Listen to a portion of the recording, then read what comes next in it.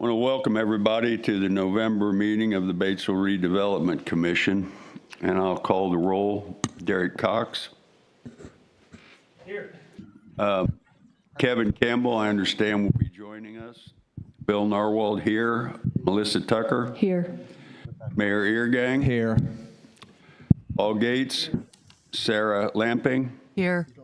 Jeremy Raver is absent. Blaine Timoneri, City Attorney. Here. And Toby Heron from ARA. Here. All right. Welcome, everybody. First order of business is the minutes of the September 24th meeting, which was provided to you in advance. When everyone is comfortable, I'll take a motion to approve.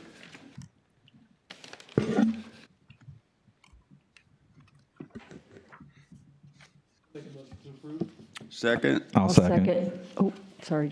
take your pick. Mayor. Okay, I second.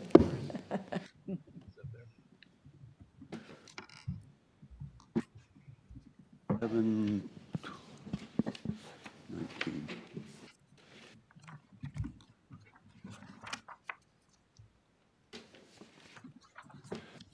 Let the minutes show that Mr. Campbell has joined us. Sorry. You made a fashionable entry. Other unfinished business? Hearing none, we'll move on to the financial report and claims being provided to us now by Mr. Gates. You got one? Whatever Toby gave you. It's a different one. It's different. Thanks. Tell me what I need. Thank you. Okay, what I put in front of you were 3 pages. The first one is showing what's going on through November. I'm good, you can hear it, that thing will bounce around. And the crowd here probably can hear me just fine. The first one is the through November, and it's showing that, you know, we've got the revenue, the expense. Who's that? Oh, okay. So, the commitments are in there. The bill, we did get the bill for the bond payment. We have paid that. So now we have finished that for the year. The financial services, we may have some more before the end of the year. You can go down through the line. The one thing that we're showing is the membership and the Inspiration Park improvements. We got bills for those this month, since they're already approved projects. So I don't wait to hold the bills. The only thing at the bottom still that's out in the open is the Baxter Building Support, which you guys are doing, and the rest stop, which we're guesstimating at 90,000. Those are still out there and open. And I will say right before I came in, I got a notice from Franklin County that our TIF money is coming in tomorrow from Franklin County. Oh, yeah. So it was $99,000, which was actually better than what we'd expected from them for the year. So that's good. So we're hopefully that'll help. That's all in the I-74 category. It's not on this sheet because I had this out already, but we are starting to see those monies come in. The next sheet is an estimate for where I think the year end's going to be. And so I'm assuming we're going to get all the rest of the revenue in December from Ripley County, which will make our revenue hopefully close to what we're budgeted there, the 984,000. We don't know until we get the numbers. As we went through the expenses, the big thing I've got in yellow is what we're going to do as far as this payoff to the new bond. If we had talked about a $1.6 million, I'm showing it as an expense, but after I saw what I saw today coming from Blaine's letter that I think you all got, it sounds like there's no way we're going to do anything with that this year. And I had already done this yesterday. So we're going to move that probably out. That's just all it's going to do is add to the total instead of the 534,000 I'm expecting to have, add 1.6 million to that because it's not going to be spent on that. I wish you'd leave it in there. What? I wish you'd leave it in there as an expense. Well, I can leave it in as an expense, but it's not going to happen this year. I get that that's not going to happen. Well, I'm not taking it out. I'm gonna put Yeah. it in as a discretionary type thing. Well, I don't want us thinking that we've got more money to spend. Oh, no. Right. It's just that it probably won't come out, but because the next one is the budget itself for 26. And of course, if you don't spend it in 25, it's gonna be in the budget for 26. And again, there's another yellow line there for what are the new bond payments going to be? And we won't know that until who knows when. So right now, I put a placeholder of 300,000 in. I don't know if that's what it's gonna be. We haven't been able to. I know we're gonna talk about that, so I won't wait for that. So bottom line is that we're expecting about $1 million next year. We do lose a couple of things that we don't have to worry about anymore. One of them is the Thrive bond, the Thrive annual payment. That's finished in 25, so that was the 10th year for that. We also finished paying off the Kids Discovery Factory, so that's gone. Right now, the only projects I show, and again, these two projects for the Baxter Building and the rest stop, they're in this estimated for this year. I don't know if the rest stop's going to get done in time, the purchase, if we actually purchase it. But if we don't finish them in 25, I'll add them to the 26 budget. So they'll be out there. So I show them being gone, but if they're not gone, they'll just be that'll just increase the amount. You don't lose any money, let's put it that way. You always keep the money. And so, but it'll be an obligation for next year, so it'll be in there. The ARA membership, downtown development, if we get that grant, there was about $125,000 that was budgeted for this, our share. The industrial park land bond is still going on for another 3 years, I think it is, in 29. And then the Thrive bond payments will continue, and then the little things. So we're showing a lot of discretionary project money left over to keep the $200,000 balance that we always talk about. The question is, though, what's going to come up? We don't know. Cash flow wise, we had talked about if we do this 1.6, or should we go higher? Well, remember, there is cash flow problem too, possibly, because you get money only in May, June, let's say June and December. So if you can't take everything out before June and be in a negative until you get your money. So just keep that in mind. So right now it's kind of a toss up on a lot of this stuff. I just wanted to make sure everybody understood what we're doing as far as that bond, again, is the biggest issue that we have to worry about for budget purposes and what we're going to do with it. We can afford it. We got the money. It's just a matter of when it goes out and how much it's going to be. Any other questions from anybody? I guess my question, Paul, you say we can't afford it, we have the money. You mean we can afford it at, 1.6 for sure. okay. I mean, like I said, it all depends too on, do you want more money available for projects that could come up? If you put more, let's say you decide, let's make it 2 million, what the heck? Well, it's $400,000 that looks like you might have, but that's $400,000 that if something comes up, you Right. won't have the money for. Right. I think it's a balancing act of how much money do you want to put down versus how much do you want to pay a year on this bond? That and how much it would cost do you want to reduce it? Right. Right. So it's like anything. If you're buying a house, let's say, you could put 10%, 20%. If you got the money, how much do you want to have as down payment? And how much do you want to finance? That's what we're talking about here. Just you can't go too far in down payment, because if you go too far, you might be cash poor. So, anybody? Questions? Okay. All right. No claims? Like I said, the ones that we're getting that are part of these projects, and they're just like we always have the one for the road. No, you don't sign. Thank you. I guess the next item of business is the industrial park bond. Wayne? Yeah, I had sent you all an email early this morning, kind of detailing some of the conversation that we had had. I know the board has been consistently looking for a firm cash out number as to where we go from here. The figures that had been provided by Matt, he didn't have a drill down, a specific number, but he gave a pretty narrow range. And my understanding of our conversation was somewhere between 2.2 to 2.4 million as far as a cash out. The laddered interest rate he expected on the escrow account to be about 2%. So you'll do as far as the cash that goes in it. to defease those 2020 bonds at $2.5 million. 2% of that is banker. Spending $2 million be $400,000. So,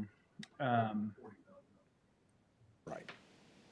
so from an interest standpoint, obviously there's a gap there where the principal ends up having to get rated just by, again, I use the term knuckle dragger math for my own calculations, but anyhow, so that's the number, the figure. Obviously puts in a pretty close call or a pretty tenuous spot, close, but potentially no cigar. So at this point in time, I think it's the ask of, I guess, myself, Sarah, and the mayor for authorization to engage Baird. I think it's Robert W. Baird Incorporated to be a placement agent. And they more or less will operate as a broker in the bond market to find options that we somewhat have flexibility to dictate terms and payoff schedules and things of that nature. So there is some flexibility with the private placement of the bond, as I understand it. Do I have it wrong that I understood that this would not be a leased property bond, that it was basically just a straight? That is my understanding. It's just not a leased property bond. So we would avoid having necessarily to place up what I would layman's terms call collateral for this thing to back the bond, being the properties previously discussed and identified by the board.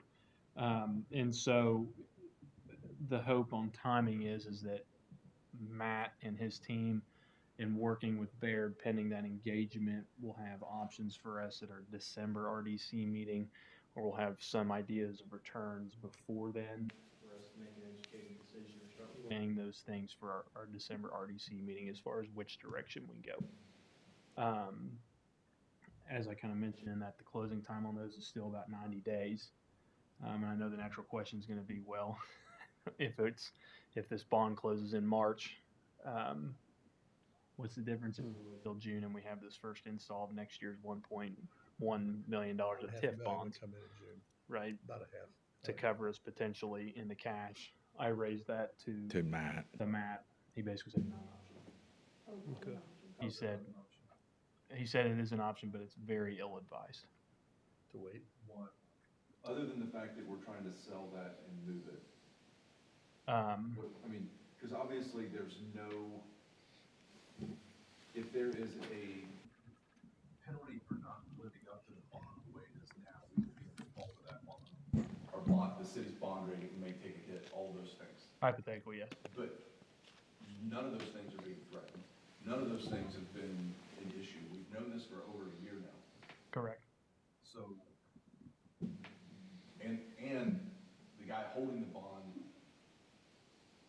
are we recording this? Yeah, this is a public process.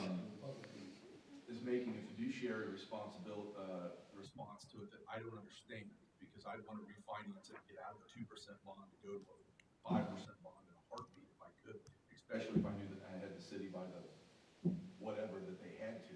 Understood. So I don't understand what's the big deal if we wait 3 more months. Right. Because this didn't happen until end of February at the earliest. Correct. Truthfully, I mean, March. Cows are out of the barn. Right. And I asked the exact question, Kevin, because I said that's going to be our board's response is what's 3 more months at this point? The And only downside I see is if IKEA decides whatever about the building. correct. And I'm gonna go out on a limb and say, I don't know, we could find it the last time we were there, find the problem this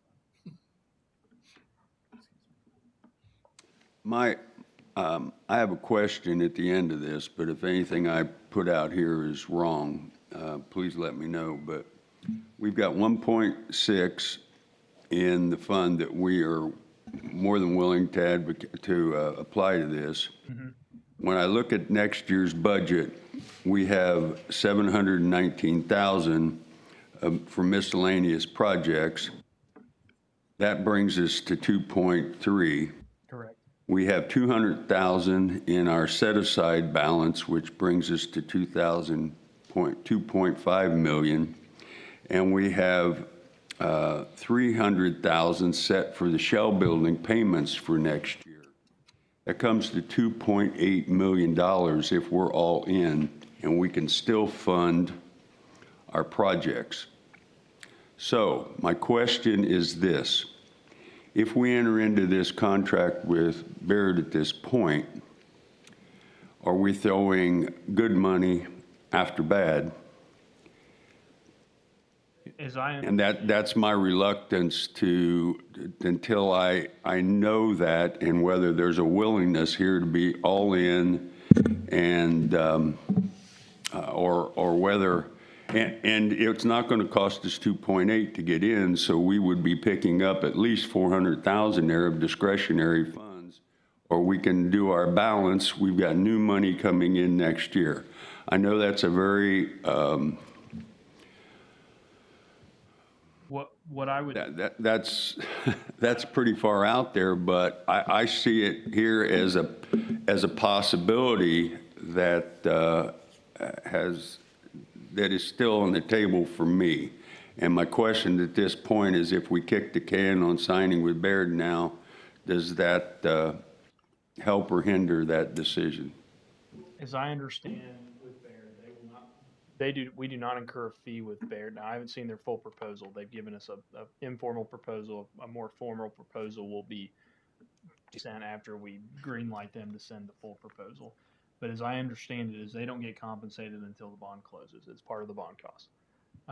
And so having them go and shop options, as I understand it, and we'll verify this, is of no cost to us at this point in time.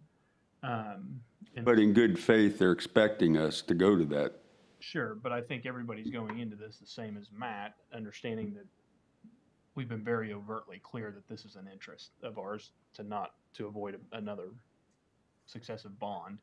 And I think everybody's on the same page there and understands that. And that's part of the risk, right? I mean, to some extent, real estate work, right? You sign up with a broker, you do the work, you list it, you may not sell it, you don't get paid, right? There's no, you all know how that goes. Obviously, apples and oranges there, but that's my understanding of the relationship with Baird, from my reading of the proposal and my understanding of conversation with Matt from yesterday. So what I would say as a backup point to this is seeing the figures and seeing the cost of what this private placement is going to be. To your question, Kevin, this bond's going to cost some dollars between its interest and closing fees and all that sort of stuff. The question for the board is when you see those numbers, how do you balance that cost as insurance to cover your rear ends, or to cover the city's rear ends in the event there's an issue that flares up with the current bond and projects and things of that nature relative to the cost of that bond. How do you balance that risk relative to the cost of the bond, and is that worth the insurance policy? Is what the analysis would be. So, in my view of it, and so what I would say is my advice would be to engage Baird to see the options, to know the final formalities and the final cost of what that bond is, to ensure, again, what's the risk of 3 months, 4 months relative to the cost of what the bond is. I think that would be my advice, is to at least gather that information to know what the cost is to cover everything to make this foolproof. How are they going to do that? I get if they go out and they try to broker a $2.8 million bond. Correct. That part will be easy. They know what it is. But that price will be different it'll be easier to place than a smaller bond, Correct.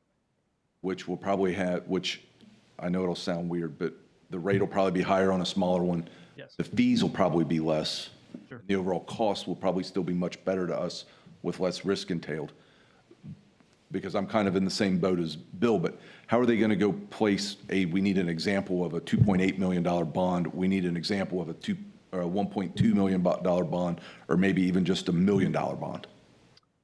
And I don't know how the sausage is made from Baird's end. I mean, this board has already authorized the 1.6. It's in the budget. So that is the number Matt is operating off of as we go forward with these bond figures.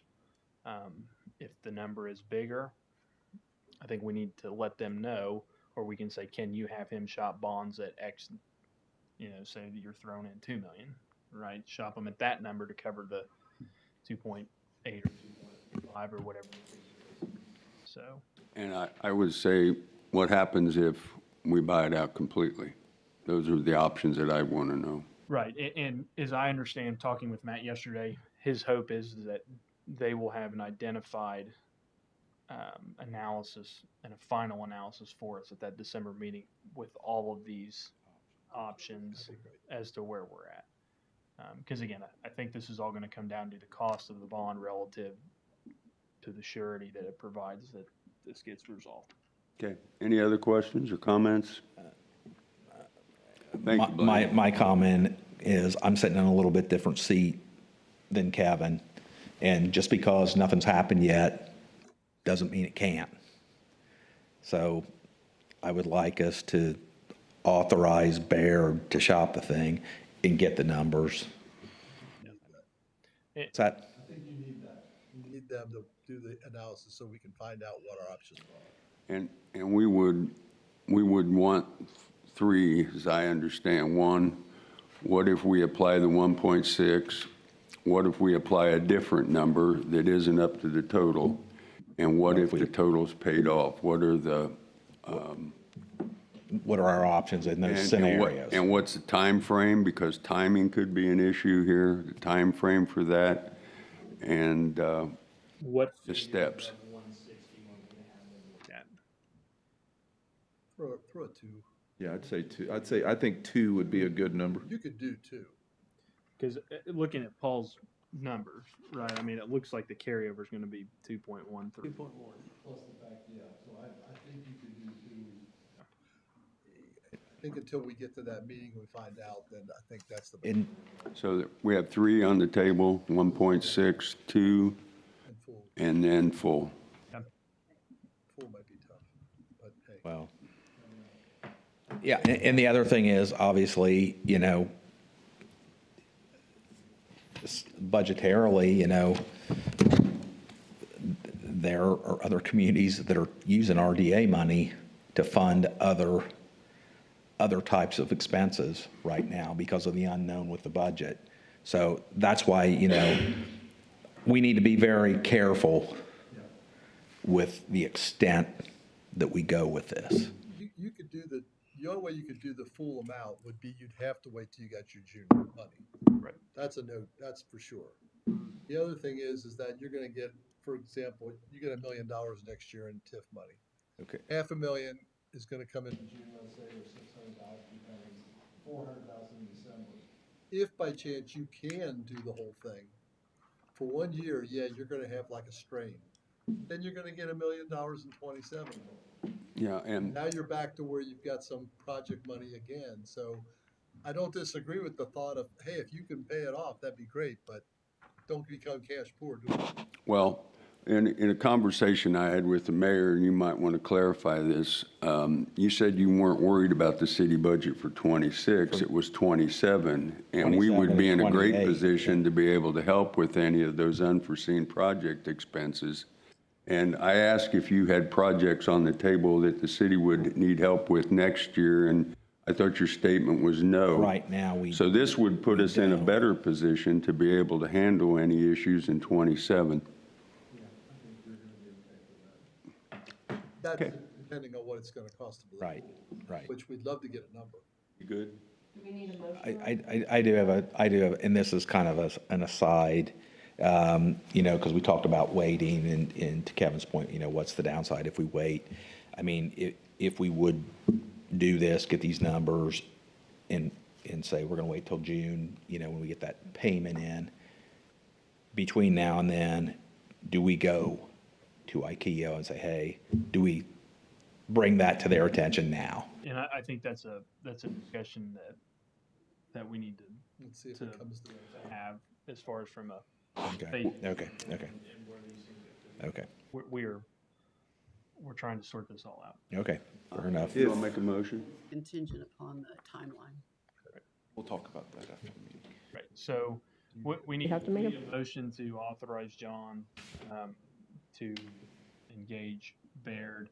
And process-wise, that authorization would also include execution of a formal engagement agreement, because initially all they provided and all that was shared this morning was their proposal letter. They will have a more formal agreement after that, and I will circulate that once we receive that with you all. And obviously, you will review that to make perfectly clear that we're not incurring anything until closing. And I would like to add to whatever motion's made that it asks for 3 possibilities of dealing with this.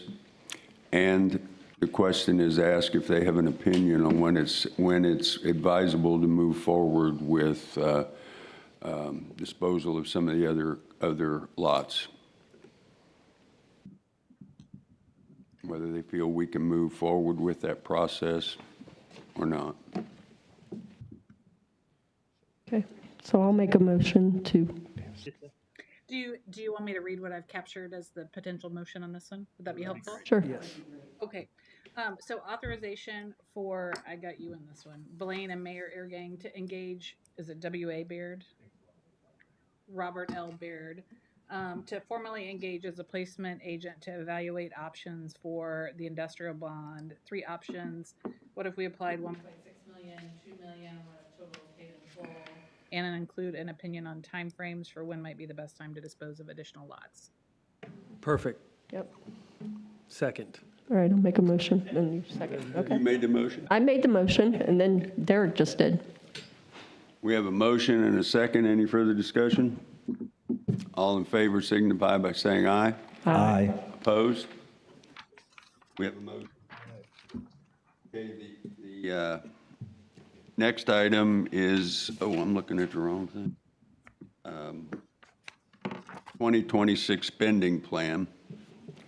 Want to thank Sarah and Paul and the mayor for their work on this. And Sarah gave you a copy of it.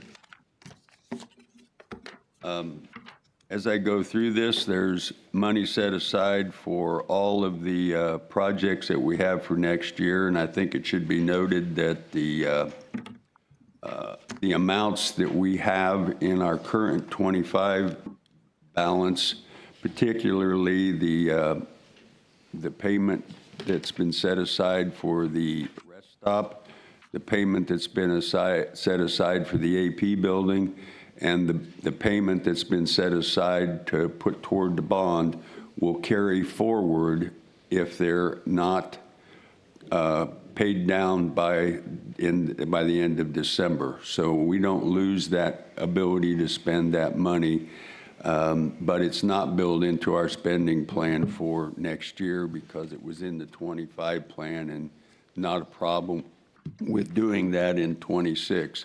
I should also note that the dollars for that have not been built into the carryover or the revenue.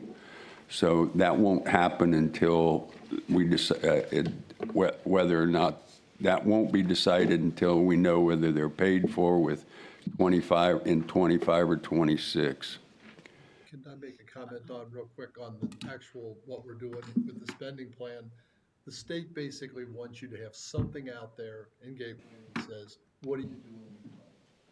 Don't worry about the fact that it's specifically to all the stuff we're talking about before and all this, because it's more or less just an outline. And we've outlined, here's what we think we're gonna spend on this, and this.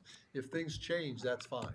Because all you're saying is, as of November, we have to have it in by the 1st or the. December 1st. By December 1st, here's what we think's gonna happen. If it doesn't happen, that's okay.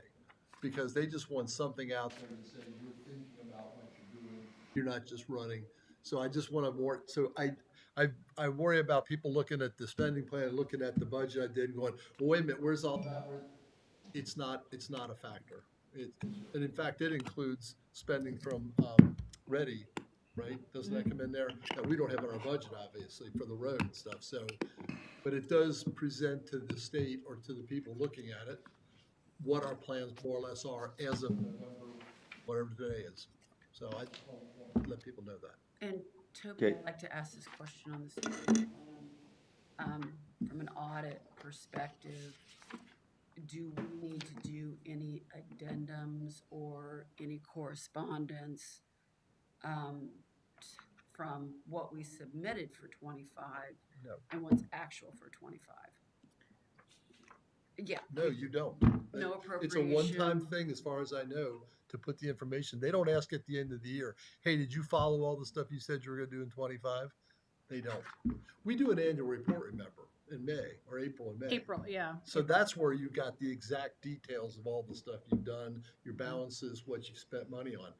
This is more or less a pro forma, hey, what do you, what's 26 look like? And at the end of 26, if you didn't do anything because of all kinds of changes, that's fine. I think that really counts as your reconciliation or what you were asking about. Yes. Yep, The the final April one. report. Yeah. Yeah. Okay. Okay, I'll take a motion to accept the 2026 budget as presented. I'll make a motion. Second. I'll second. Any more discussion? All in favor, signify by saying aye. Aye. Aye. Opposed? We have a budget. And the total. 2004 goals and objectives of 2026. Just real quick, because of the limited time that we have, does anyone have any? I mean, we've pretty much been discussing our objectives and goals for next year, and a lot of them are dependent, in my mind, on what happens with the bond sale. Other than that, we can have goals and objectives, but right now it seems to come to resolution on that and then go from there. Is that fair to say? Yeah, because there's like 3 things we could do. We could expand our TIF area and, I can investigate the best way to expand a TIF area, perhaps through ribbon TIF. Where? Any specific spot, just, No, I was just gonna say, if that's what you want me to pursue, I can go down that path. We could purchase property if needed, again, in addition to the rest area, or we could spend funding to redevelop on properties within our TIF district. Those are kind of the 3 ways we could move forward. But hearing no projects for 2026, that seems to be a no-brainer.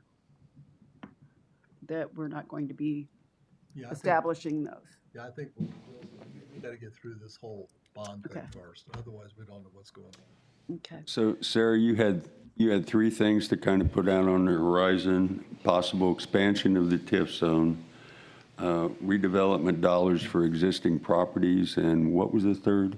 Purchase property. Purchase property.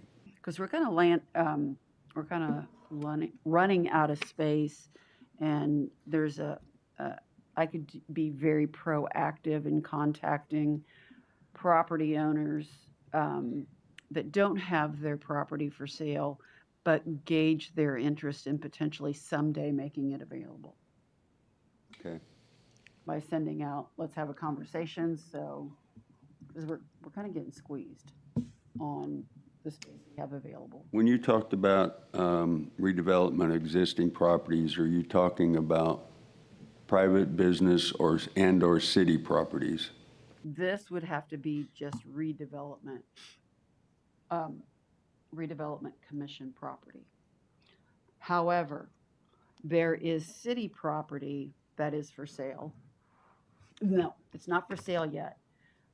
It is the 18 acres on Lammers Pike that was held with the anticipation of becoming the old tech park, or where Ivy Tech was to go before they chose the Hillenbrand or the Fourth Up building. And so that could be property. Do we want to sell that to gain revenue? Because I've had 2 or 3 people interested in that. And I just need to say, I'm going forward with the appraisals.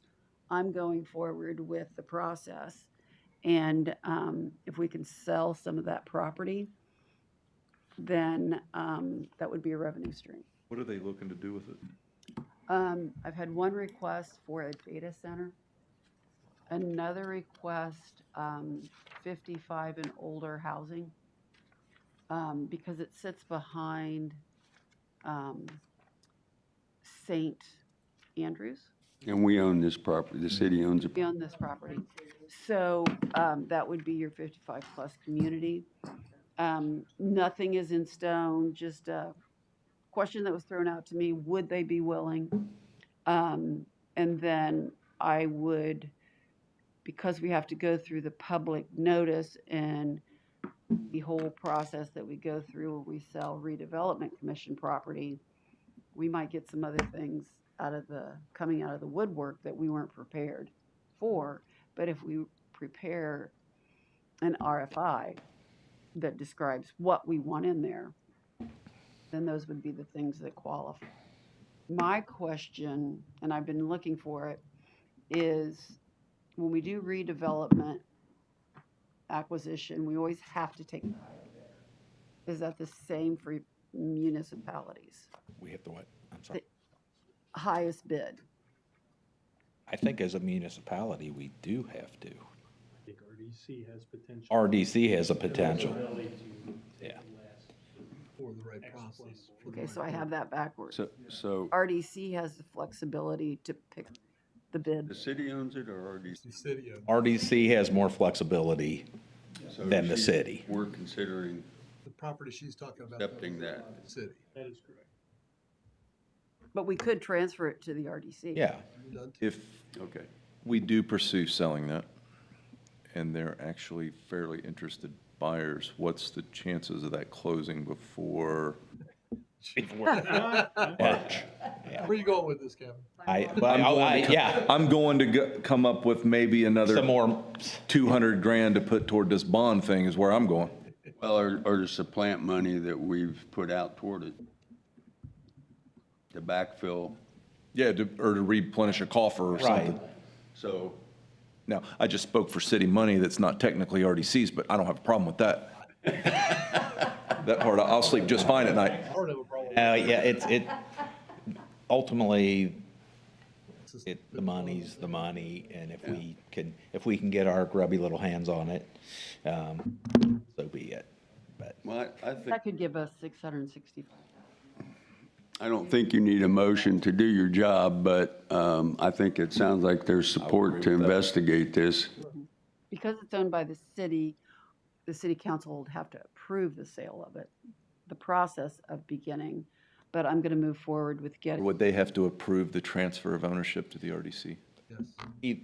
either way, if we sold it, Yeah. the council would have to We'd approve. have to accept it. Council would have to approve the sale, or if we transferred it to the RDC, they would have to approve that as well, to your point. I would say let's go ahead and initiate that. General fund The transfer. $600,000. Okay. And is that a motion? I don't think you need a motion for that. I think he's saying just go forward. So clarify what I'm hearing. Should I move forward with the process of transferring the city property to the redevelopment commission? No. I think that there's a unanimous consent for that here, but I really think that's something you need to bring up to the council first. It's their property. We Yeah. can't initiate a process until we know that they're supportive.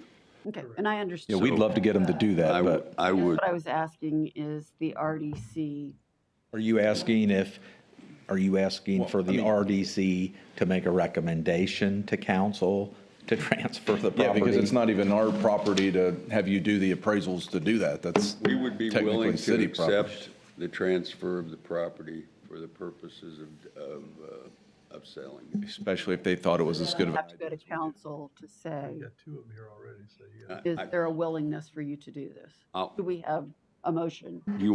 I'll make that motion, that we're willing to that accept. the council be approached to transfer that property to the RDC. And our reason for it would be for Development. development, for future development. I'll second the motion. Any other discussion? Councilman, you okay? All right, all in favor signify by saying aye. Aye. Opposed? We have a motion. Thank you, Sarah. Okay. Other new business, While you've got the floor, Sarah, anything else? As you can see, the incentive that we provided, Stratify Holdings, has very much ignited activity around the AP building and the training center. I'm having some really good conversations with brokers, commercial brokers, and other entities on the availability of that training center. Specifically, the question, what does the city want it to see it become? And I had a conversation today, and we'd like to see potential housing. We'd like to see potential retail space.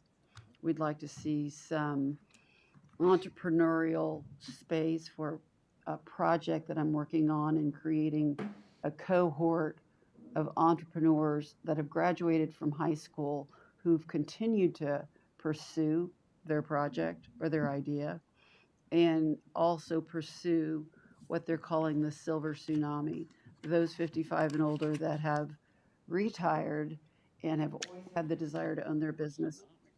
You're the tsunami. The wiser, more financially stable, they had an idea, and now that they're retired, they can implement that idea or look for, they're willing to take the risk because they have a disposable income to some extent, and they have time. Okay. Paul? Nope. Anything to add? I have one more thing to add. I'm sorry. Yeah, we are in discussion on trying to identify the demand for bringing a 4-year institution or satellite campus to our community. So that's important. Well, I don't know if that would fall on any expense to the RDC, but right now we're just doing the feasibility stuff. Blaine? Nothing for me. Toby? Any words of advice? No, sir. Derek? Mayor? Is to that point that Sarah brought up about not about the talks with the 4-year institution. My own personal opinion is it would certainly, RDC money could come into play on that, i.e. if they found a building or a location. I mean, RDC funds could help them repurpose it. So I think RDC funds could come into play on that. I'll just share that with you, and then I will just publicly share and Sarah and I have kind of had this conversation about the data centers. My personal perspective is no, I don't want to go there. So Franklin County has imposed a moratorium for the county-wide as far as data centers. I don't know about Ripon County, but I know that is something that Franklin County. Right. And again, doesn't make any difference to me. I mean, the way those are taxed or not taxed, unfortunately, through the state. I mean, I'm not sure what our real opportunity is there. They don't, while they pay good wages, they employ very few people.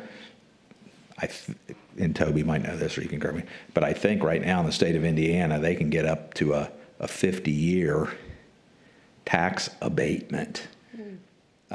So my personal opinion is 5% for 50 years. What's that? Give them a 5% one for 50 years. My perspective is that's not a good deal. Yeah. Kind of like a 50-year mortgage. Yeah, I think that's absolutely It's insane. ridiculous. But anyway, I don't want, it's not all about me, so I don't want to, but that's just my perspective on it. Okay. Melissa? Nope. Kevin? I'm good.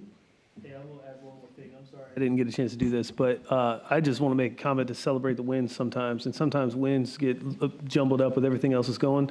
One of the best things I've seen us do in a long time is we put in money, $142,000, and it looks amazing. And I've not heard more positive comments come out of one action that we've done as a government since the time I've been in here. So just one little piece of action has had a dramatic look and appeal in a positive way for our downtown. So I just want to say kudos. Like, I think one way or the other, and this is what I stood by at the beginning, whether it's successful or not, it makes it marketable for the future, and it's improving what it is that we have downtown as an amenity. So kudos to this group, I think. Thank you. And I appreciate what she had to say about the activity that and the calls she's getting. It has spurred some of those. All right. Our next meeting is December the 17th, and I'll take a motion to adjourn. I'll make a motion. I'll second. We are adjourned. All in favor signify by saying aye. Aye. Aye. 4:45.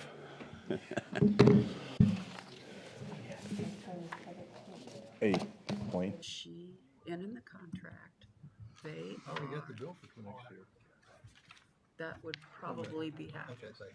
Are we all off? No, we're not off yet. We want to be.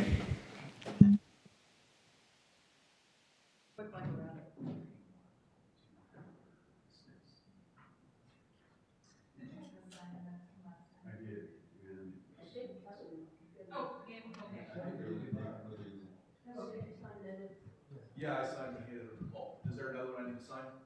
There were 2 copies.